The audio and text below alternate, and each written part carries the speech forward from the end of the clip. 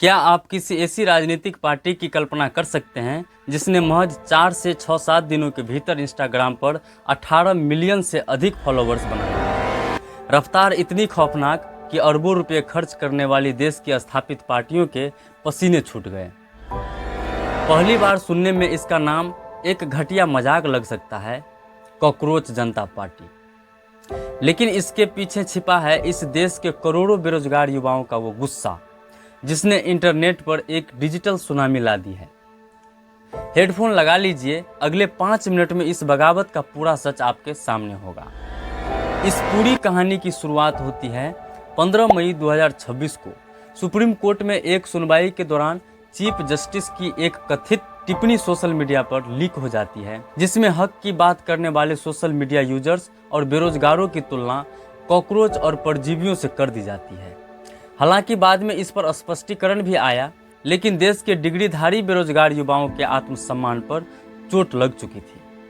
इसी गुस्से को हथियार बनाकर 16 मई को बोस्टन यूनिवर्सिटी में पढ़ रहे भारतीय छात्र अभिजीत दीपिके ने एक्स यानी ट्विटर पर एक साधारण सा गूगल फॉर्म डाला और ऐलान कर दिया कॉकरोच जनता पार्टी का। देखते ही देखते जो युवा दिन में 11 घंटे अपने फोन की स्क्रीन स्क्रॉल करते हैं, उन्होंने इस पेज को अपनी आवाज बना लिया। लेकिन युवाओं ने खुद को कॉकरोच क्यों कहा? क्योंकि जीव विज्ञान कहता है कि कॉकरोच सबसे ढीठ जीव है।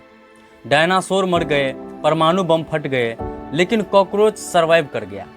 युवाओं का भी यही कहना है, तुम हम पर पेपर लीक का स्प्रे मारो, लाठियां बरसाओ, हम इस सिस्टम की गंदगी में भी सरवाइव कर जाएंगे। इस पार्टी का एजेंडा सोशल मीडिया पर ट्रेंड कर रहा है, जो बेहद गंभीर है।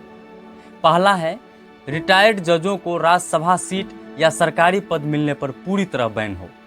दूसरा है, दल बदलू नेताओं पर 20 साल का चुनावी बैन लगे।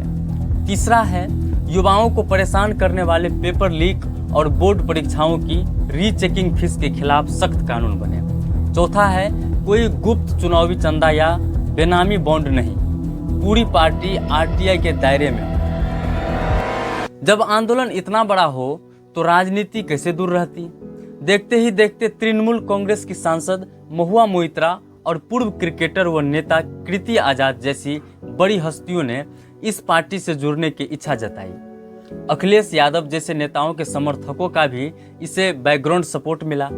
लेकिन बात सिर्फ ऑनलाइन मीम्स तक नहीं रुकी। खबरें हैं कि सीजेपी के समर्थक अब बिहार के बांकीपुर विधानसभा चुनाव में अपना पहला वास्तविक उम्मीदवार उतारने की तैयारी कर रहे हैं।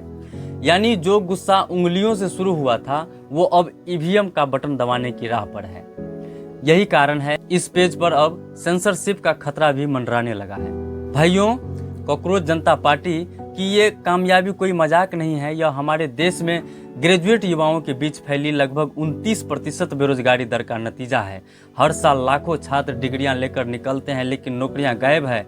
ये युवा दिन में 11 घंटे फोन सिर्फ मनोरंजन के लिए नहीं चलाते, वो असल में अपने भविष्य की अनिश्चितता से भागने की कोशिश कर रहे होते हैं। सीजेपी ने अपना सिंबल मोबाइल फोन को माना है, वही फोन जो आज हर बेरोजगार का सबसे बड़ा हथियार बन चुका है।